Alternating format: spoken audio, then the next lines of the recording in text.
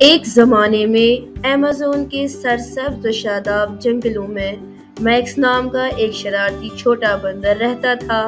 Max کوئی عام بندر نہیں تھا، اس کے پاس بات کرنے کی غیر معمولی صلاحیت تھی۔ اس کی کمہال بھورے رنگ کی چمکدار سایہ دار تھی اور اس کی بڑی متجسس آنکھیں ہمیشہ جوش اور شرارت سے چمکتی دکھائی دیتی تھی، اور میکس بہت ہی سمجھدار بندر تھا۔ میکس اپنے خاندان کے ساتھ درختوں کی چوٹیوں پہ رہتا تھا، ایک شاخ سے دوسری شاخ میں جھولتا اور اپنے دوستوں کے ساتھ کھیل کھیلتا تھا۔ لیکن میکس جو سب سے زیادہ پسند کرتا تھا وہ کہانی سنانا تھا۔ ہر شام جیسے ہی سورج افق کے نیچے ڈوبتا اور آسمان کو گلابی نارنجی رنگوں سے رنگتا، جنگل کے جانور میکس کی کہانیاں سننے کے لیے ارد گرد جمع ہوتے۔ اس کی کہانیاں ایڈونچر، ہنسی اور اسباق سے بھری ہوئی تھی جنہیں ہر کوئی پسند کرتا تھا۔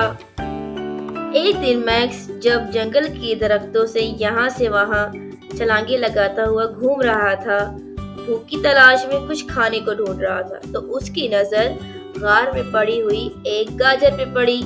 جیسے ہی میکس گاجر کی طرف آیا تو وہ حیران ہوا، کیونکہ سلام میکس، میں ایک بولنے والی گاجر ہوں اور آپ کو ایک خاص مشن کے لیے چنا گیا ہے۔ مشن؟ کیسا مشن؟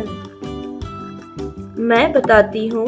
اس جنگل کی گہرائی میں ایک چھپا ہوا خزانہ ہے جو تمام جانوروں کے لیے خوشی اور ایک ساتھ رہنے کی امید لا سکتا ہے، لیکن یہ چیلنجوں کی ایک سلسلے سے محفوظ ہے جس پر صرف بہادر اور عقل مند ہی قابو پا سکتے ہیں۔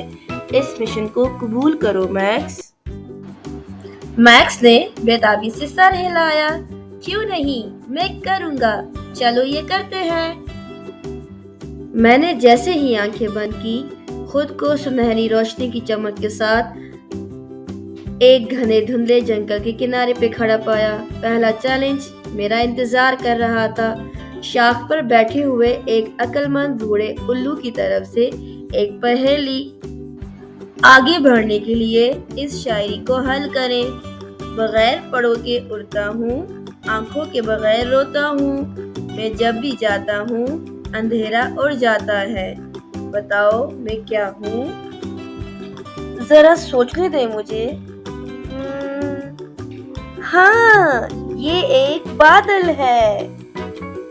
بالکل ٹھیک جواب دیا، بہت خوب میکس، اب تم آگے بڑھ سکتے ہو۔ اس کے بعد جو دوسرا مرحلہ تھا، میکس پہنچا سمندر کے کنارے۔ وہاں پر ایک مگرمچھ ملا۔ مگرمچھ نے میکس سے کہا، اگر تم مجھے ہنسا سکتے ہو تو میں تمہاری مدد کر سکتا ہوں۔ میکس بولا، بندر جنگل میں تاش کیوں نہیں کھیلتے؟ کیونکہ چیتے بہت زیادہ ہوتے ہیں۔ ہا ہا ہا، ہنس ہنس کے میرے پیٹ میں درد ہو گیا۔ چلو آؤ میکس، تمہیں بحفاظت دریا کے پار لے جاؤں۔ آخر کار میکس ایک شاندار آبشار پر پہنچا، جہاں پر چھپے ہوئے خزانے کو بازیاب کروایا اور جنگل کی خوشحالی اور خوشیوں کو واپس لایا۔ تب سے میکس کو ہر جانور اپنا ہیرو مانتا اور اس کی بہت عزت کرتا، اور میکس نے بھی جنگل کی بحالی کے لیے پہیلیاں بجھوا کر اس کی رونق کو بحال کیا تھا۔ سارے ایک ساتھ مل کر رہنے لگے، ہنسی خوشی، اور اسی طرح ہر شام کو سارے جانوروں کو میکس اپنی طرح طرح کی مزیدار کہانیاں سنا کر خوش کرتا تھا، اور وہ ایک خوبصورت زندگی گزار رہے تھے۔